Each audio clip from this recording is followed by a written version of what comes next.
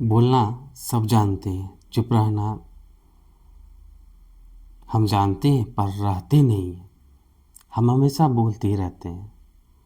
किसी भी विचार पर, किसी भी बात पे हम बोलना जानते हैं, लेकिन यदि हम चुप रहना चाहें, जिसे हम मौन कहते हैं, तो मौन एक तपस्या है। सिर्फ शरीर से भूखा रहना एक तपस्या नहीं होती है। मौन एक बहुत बड़ा तपस्या है। कभी कभी हमारे बहुत सारे सवालों का जवाब, हमारी बहुत सारी समस्याएं, जो किसी के सवालों का जवाब जो उलझन बन सकती है, समझ एक बहुत बड़ी परेशानी बन सकती है, उसमें अगर हम मौन रह जाते हैं, चुप रह जाते हैं, तो वो समस्या ख़त्म हो जाता है।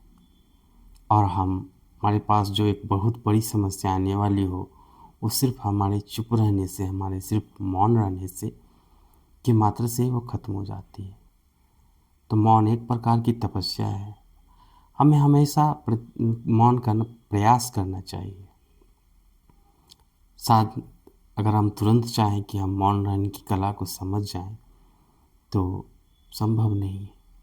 परंतु आप देखिए, आप प्रयास करिए, देखिए कि कोई एक बड़ी समस्या हो और आप उस पे बहस न कर, उस बहस की उलझन में ना पड़कर आप वहाँ से चुपके निकल लीजिए, तो देखिएगा कि वो समस्या वहीं पे ख़त्म हो जाती है।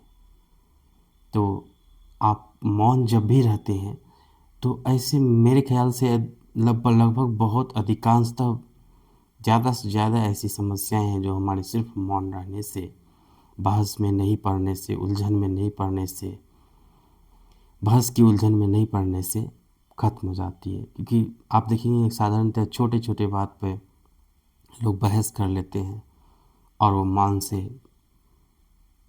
मौन को वहाँ पे अपना नहीं पाते हैं, चुप रह नहीं पाते हैं, मुंह को बंद रख नहीं पाते, अपने विचारों को व्यक्त किए बिना रह नहीं सकते हैं।